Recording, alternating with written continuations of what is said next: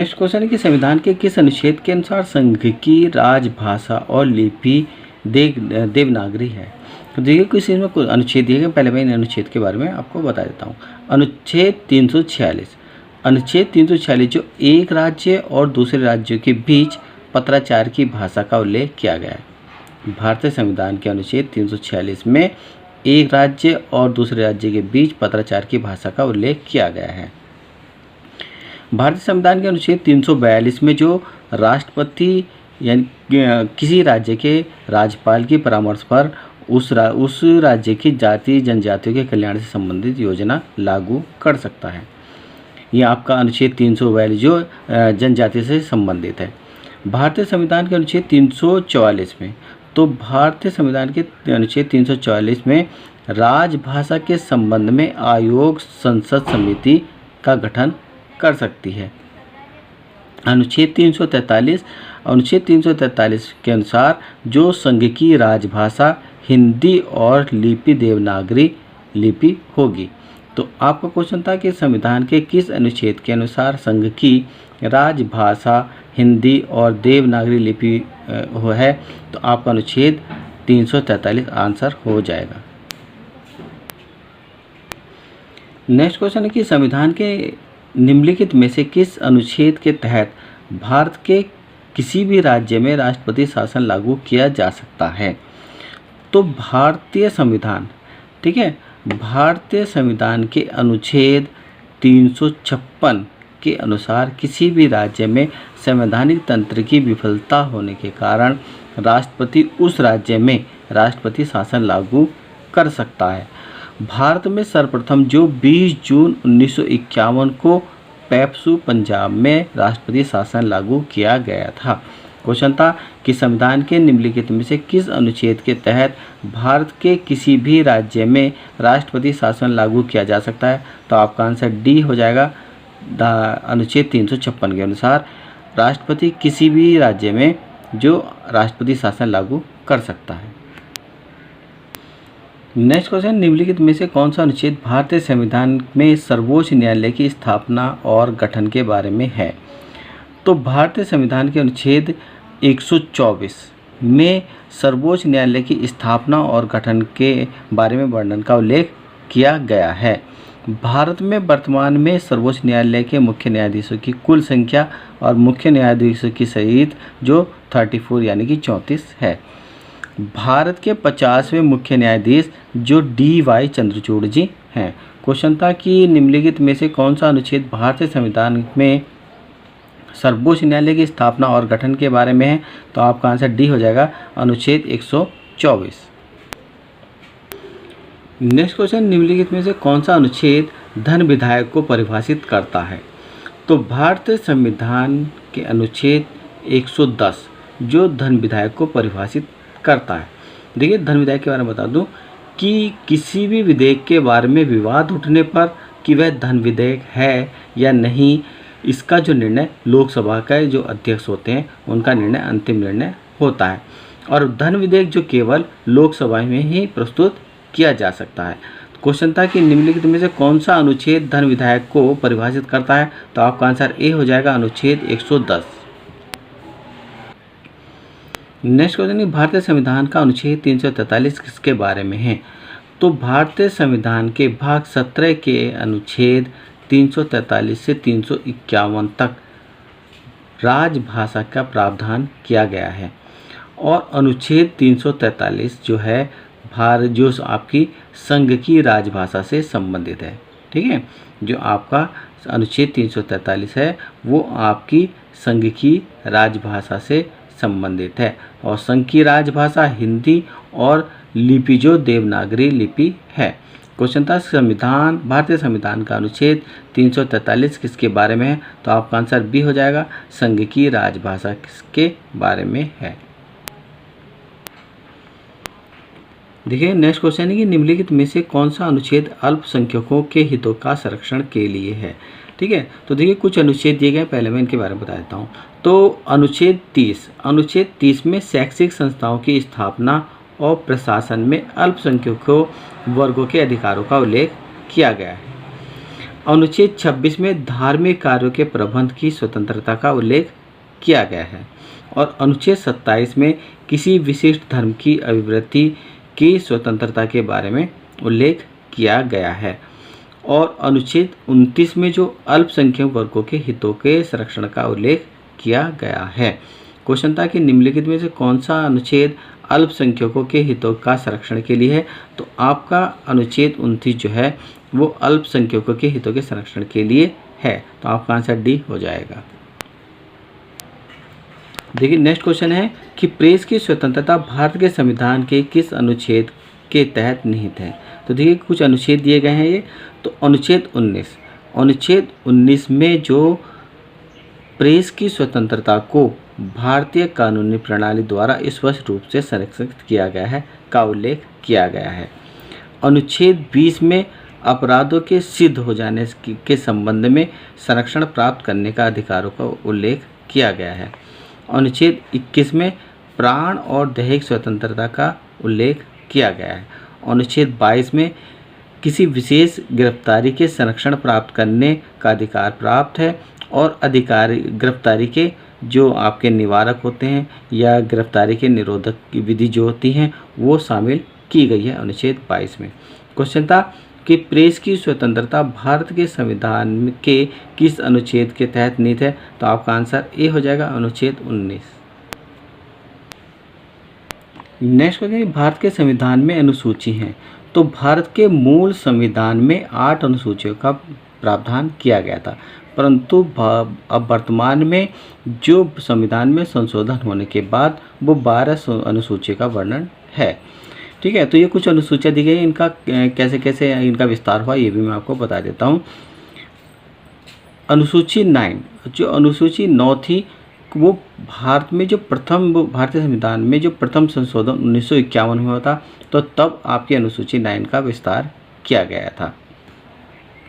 अनुसूची 10, भारत में संविधान में जो 52वें संशोधन जो कि 1985 में हुआ था, तो आपकी अनुसूची 10 का विस्तार हुआ था। इसके बाद अनुसूची 11, ठीक है, वो भारतीय संविधान के 73वें संशोधन जो कि 1992 में हुआ था, तब अनुसूची 11 का विस्तार हुआ था। अब अनुसूची आपकी 12, अनुसूची 12 जो है वो आपकी भारतीय संविधान के 74वें संशोधन यानी कि जो कि 1992 में हुआ था, तब आपकी अनुसूची 12 का जो विस्तार हुआ था। ठीक है, तो क्वेश्चन अगर आता है कि भारत के संविधान में अनुसूची हैं, तो आपका आंसर डी हो जाएगा, 12 अनुसूची है। और अगर क्वेश्चन आता है कि भारत के मूल संविधान में कितनी अनुसूचियों का वर्णन किया है, तो आपका आंसर 8 आ जाएगा। तो यहाँ क्वेश्चन दिया गया है कि भारत के संविधान में 12 अनुसूचियाँ हैं, तो आपका आंसर डी हो जाएगा। नेक्स्ट क्वेश्चन कि भारत के संविधान की प्रस्तावना को कहा जाता है, तो भारत के संविधान की प्रस्तावना को आमुख यानी कि प्रीएम्बल कहा जाता है और भारत के संविधान की प्रस्तावना में आधारभूत दर्शन, राजनीतिक, धार्मिक, नैतिक और मौलिक मूल्यों का उल्लेख किया गया है जो हमारे संविधान का जो आधार माना जाता है। भारतीय संविधान की प्रस्तावना को जो संविधान की आत्मा और संविधान की कुंजी भी कहा जाता है। तो क्वेश्चन था हमारा कि भारत के संविधान की प्रस्तावना को कहा जाता है, तो आपका आंसर ए हो जाएगा, आमुख कहा जाता है। नेक्स्ट क्वेश्चन कि संविधान सभा का प्रथम अधिवेशन कब हुआ था, तो संविधान सभा का प्रथम अधिवेशन जो 9 दिसंबर 1946 को हुआ था और संविधान सभा के प्रथम अधिवेशन में केवल 2 दिन के लिए अस्थायी अध्यक्ष जो सबसे वयोवृद्ध सदस्य डॉक्टर सच्चिदानंद को चुना गया था, परंतु 11 दिसंबर 1946 को संविधान सभा ने डॉक्टर राजेंद्र प्रसाद को निर्विरोध संविधान सभा का अध्यक्ष चुन लिया था।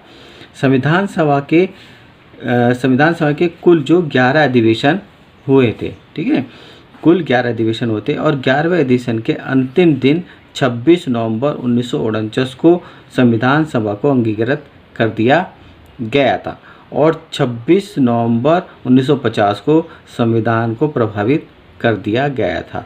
क्वेश्चन था कि संविधान सभा का प्रथम अधिवेशन कब हुआ था, तो आपका आंसर डी हो जाएगा, 9 दिसंबर 1946 को भारतीय संविधान सभा का प्रथम अधिवेशन हुआ था। नेक्स्ट क्वेश्चन कि भारतीय संविधान का कौन सा भाग और अध्याय संघ के राज्यों के बीच विधायी संबंध के बारे में है? तो आपका संविधान का 11वां भाग और अध्याय 1 जो संघ और राज्यों के बीच विधायी संबंध के बारे में है, और विधायी संबंध जो अनुच्छेद 245 से 254 तक भारतीय संविधान में उल्लेखित किए गए हैं। क्वेश्चन है कि भारतीय संविधान का कौन सा भाग और अध्याय संघ और राज्य के बीच विधायी संबंध के बारे में उल्लेख है? तो आपका आंसर ए हो जाएगा, भाग 11 और अध्याय 1। नेक्स्ट क्वेश्चन है कि संविधान सभा द्वारा भारतीय संविधान को कब पारित किया गया था? तो देखिए, पहले मैं भारतीय संविधान के बारे में बता दूं कि बाबा साहब डॉक्टर भीमराव अंबेडकर को भारतीय संविधान का जो निर्माता कहा जाता है, और डॉक्टर भीमराव अंबेडकर जो भारतीय संविधान प्रारूप समिति के अध्यक्ष थे। भारतीय संविधान के निर्माण में जो कुल 2 साल 11 महीने और 18 दिन लगे थे। ठीक है, भारतीय संविधान के निर्माण में कुल 2 साल 11 महीने और 18 दिन लगे थे, और संविधान के प्रारूप में कुल 114 दिन बहस हुई थी। भारतीय संविधान जो 26 नवंबर 1949 को पारित हुआ था, परंतु पूरे देश में 26 नवंबर 1950 को लागू किया गया था। भारतीय संविधान में जो है 395 अनुच्छेद, 8 अनुसूची और 22 भाग थे। क्वेश्चन था कि संविधान सभा द्वारा भारतीय संविधान को कब पारित किया गया था? तो आपका आंसर बी हो जाएगा, 26 नवंबर 1949 को पारित किया गया था। और अगर क्वेश्चन आता है कि भारतीय संविधान को कब लागू किया गया था, तो 26 नवंबर 1950 को लागू किया गया था। तो क्वेश्चन हमारा था भारतीय संविधान द्वारा भारतीय संविधान को कब पारित किया गया था? तो आपका आंसर बी हो जाएगा, 26 नवंबर 1949 को पारित किया गया था। नेक्स्ट क्वेश्चन है कि 1946 की अंतरिम सरकार में कार्यकारी परिषद के उपाध्यक्ष कौन थे? तो भारत की अंतरिम सरकार का गठन 2 सितंबर 1946 को नवनिर्वाचित संविधान सभा द्वारा किया गया था, जिसके कार्यकारी परिषद के जो उपाध्यक्ष थे वो आपके जवाहरलाल नेहरू थे, और इसमें गृह मामले एवं सूचना मंत्री और प्रसारण मंत्री जो सरदार वल्लभ भाई पटेल थे, रक्षा मंत्री आपके बलदेव सिंह जी थे, और श्रम मंत्री जगजीवन राम सिंह जी थे, और रेलवे और परिवहन मंत्री आसफ अली थे। क्वेश्चन था कि 1946 की अंतरिम सरकार में कार्यकारी परिषद के उपाध्यक्ष कौन थे? तो आपका आंसर डी हो जाएगा, जवाहरलाल नेहरू थे। नेक्स्ट क्वेश्चन, निम्नलिखित में से किसने पहले 1935 में संविधान सभा का सुझाव प्रस्तावित किया था? तो भारतीय राष्ट्रीय कांग्रेस ने आधिकारिक तौर पर पहली बार 1935 में एक संविधान सभा की मांग की थी, और संविधान सभा की मांग का विचार जो एम.एन. राय के दिमाग में आया था। क्वेश्चन था कि निम्नलिखित में से किसने पहले 1935 में संविधान सभा का सुझाव प्रस्तावित किया था? तो आपका आंसर डी हो जाएगा, एम.एन. राय। आपका आंसर डी हो जाएगा। नेक्स्ट क्वेश्चन की संविधान सभा की अल्पसंख्यकों की उप समिति के अध्यक्ष का नाम बताइए। तो इसमें देखिए कुछ नाम दिए गए हैं, पहले मैं इनके बारे में बता देता हूँ। तो अल्लादी कृष्ण स्वामी अय्यर जो थे वो संविधान सभा का मसौदा तैयार करने वाली समिति के 6 सदस्यों में से एक थे। बी पट्टाभी सीतारामैया जो आपके संविधान सभा में हाउस कमेटी के जो अध्यक्ष थे। एच.सी. मुखर्जी संविधान सभा की अल्पसंख्यकों की उप समिति के अध्यक्ष थे। के.एम. मुंशी संविधान सभा के ऑर्डर ऑफ बिजनेस कमेटी के अध्यक्ष थे। के.एम. मुंशी।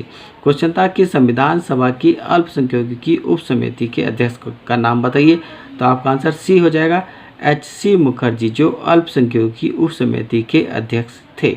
आपका आंसर सी हो जाएगा। नेक्स्ट क्वेश्चन कि भारतीय संविधान सभा में कुल कितनी महिला सदस्य थी? तो भारतीय संविधान सभा में जो कुल 15 महिला सदस्य थी, इनमें आपकी बेगम एजाज रसूल, कमला चौधरी, हंसा मेहता, रेणुका रे, दुर्गाबाई, अम्मू स्वामीनाथन, वेल्युधन, पूर्णिमा बनर्जी, सुचिता कृपलानी, एनी मैस्करेनी, लीला राय, राजकुमारी अमृत कौर, सरोजिनी नायडू, विजय लक्ष्मी पंडित और मालती चौधरी थी। तो क्वेश्चन था कि भारतीय संविधान में कुल कितनी महिलाएं सदस्य थी, तो आपका आंसर सी हो जाएगा, 15 महिला सदस्य थी। नेक्स्ट क्वेश्चन है कि ड्राफ्टिंग कमेटी के चेयरमैन कौन थे, तो BN राव द्वारा तैयार किए गए संविधान प्रारूप पर विचार करने के लिए संविधान सभा द्वारा 29 अगस्त 1947 को एक समिति बनाई गई थी, जिसके अध्यक्ष डॉक्टर भीमराव अंबेडकर को चुना गया था। तो क्वेश्चन था कि ड्राफ्टिंग कमेटी के चेयरमैन कौन थे, तो आपका आंसर है आपका डी हो जाएगा कि doctor Bhimrao Ambedkar. Next question है कि राजनीतिक प्रजातंत्र का तात्पर्य उस जीवन विद्या से है जो जीवन में सैद्धांतिक रूप से उदारता, समानता और भ्रातृत्व को स्वीकार करती है। यह किसका कथन है, तो भारतीय संविधान प्रारूप समिति के अध्यक्ष डॉक्टर भीमराव अंबेडकर ने संविधान सभा के अंतिम भाषण में राजनीतिक प्रजातंत्र का अर्थ समझाते हुए कहा था कि राजनीतिक प्रजातंत्र का तात्पर्य उस जीवन विद्या से है जो जीवन में सैद्धांतिक रूप से उदारता, समानता और भ्रातृत्व को स्वीकार करती है। तो आपका ये कथन किसका था, डॉक्टर BR अंबेडकर का था। तो आपका आंसर क्या हो जाएगा, ए हो जाएगा। तो इस वीडियो में मैंने जो आपके भारतीय संविधान में से संबंधित और भारतीय संविधान के अनुच्छेद से संबंधित कुछ क्वेश्चन कराए हैं। अगर आपको मेरी वीडियो अच्छी लगी है तो मेरे चैनल को सब्सक्राइब कीजिएगा, मेरी वीडियो को लाइक कीजिएगा।